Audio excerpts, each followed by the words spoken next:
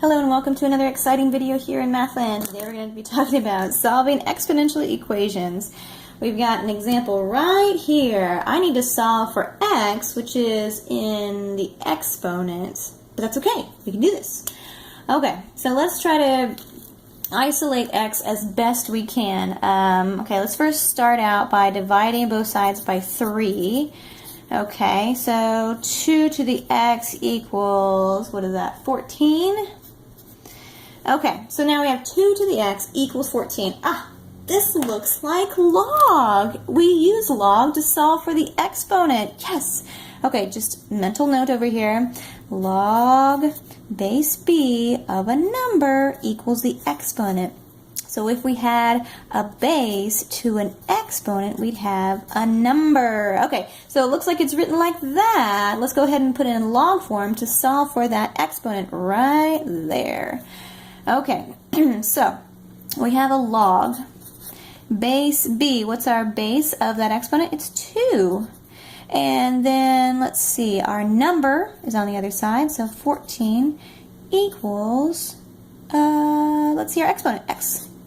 Okay, so x equals log base 2 of 14. So let's go ahead and solve for that. Log, remember with a different base, we're going to put log 14 over log 2, which will be our x. So if we want an actual decimal approximation, we're going to use our calculator. Our calculator here. So we have, let's see, log, where's log? There it is. Log of 14 divided by log of 2, and then we have approximately 3.81 is approximately what x would be. Now, I may ask that you don't do an approximation. This is an exact answer right here. So this may be what's required. You could stop right there on a test or whatever. Or if it says round to the nearest tenth or hundredth, you can put that. But this might be a stopping point. Say if you're not allowed to use calculators, you would just stop right here. But if you need a decimal approximation, you can use your calculator right there. Okay, so let's move on to another example, which is oh so lovely. Let's try this guy. I've got e to the x plus 5 equals 60. Okay, well, let's isolate that variable. It's in the exponent. So let's just move over the 5 here. So minus 5, minus 5. We've got e to the x equals 55.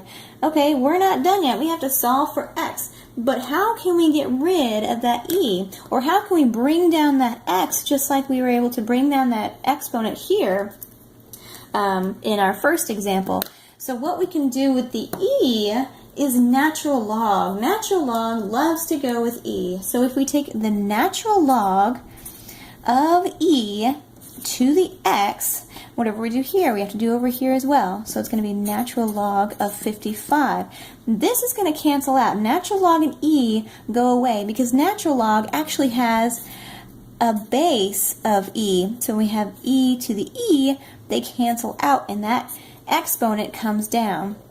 So that x equals the natural log of 55. And again, we can stop right there, or if you want an approximation, you can just type in the natural log of 55 is approximately 4.01.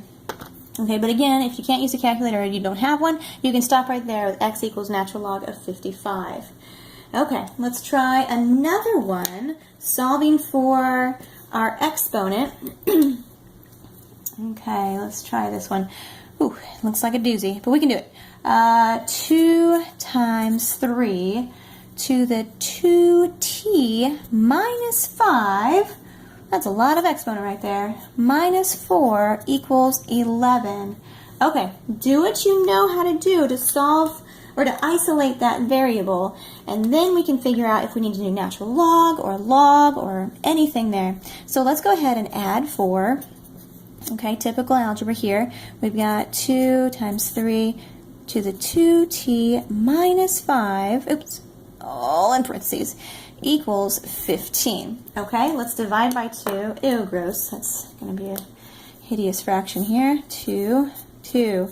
Okay, so those cancel out, and we now have 3 to the 2t minus 5 equals 15 over 2. It is what it is. So we're just going to solve for that exponent. We need to get that exponent to come down, so we need to write it as a log format here. So if I take my log base of 3, just like we did for natural log has a base e. So if we have something with a base of that base to the exponent, they cancel out. So let's go ahead and try that. I've got my log base 3 of my number 15 over 2 should equal 2t minus 5. Okay, so I'm just setting it up here. I'm going to isolate that exponent here as best I can. I can do it with log. So I had a base with an exponent equal the number. So this is my base, exponent, number. Base, exponent, number. So if I rewrote it, log of my base of my number over here equals that exponent right there. Okay, so let's go ahead and figure out what we can do with this. So let's move the 5 over. We're going to isolate that t. So we still have a log base 3 of 15 over 2 plus 5 equals 2t. Okay, so this is going to look kind of ugly, but it is what it is. Okay, let's see what we got here. I'm going to divide everything by 2 to isolate the t. So divide that by 2, divide that by 2, and then all this I'm going to just put times 1/2 because that's a bit of a mess right there. Okay, so leave that as it is. Oops. And we're going to have, these guys cancel out, 1/2 log base 3, and if you want to do 7.5, that's okay here. If you don't like all those fractions, you can do that. 7.5 plus 5/2, so you can put 2.5 if you want, or 5/2. It's up to you. 5/2 equals t. Isn't that delightful? Look at that. Okay, so you can put this into the calculator, but if you don't have a calculator, that would be it. So in order to put it into the calculator, you would put log of 7.5 divided by log of 3, multiply that, or divide that by 2, add 5 over 2, and you get some decimal. But I would say stop right here because that is far enough for this. So it looks kind of ugly, but that's it. That's how you would solve for t when you've got a crazy exponential equation right here.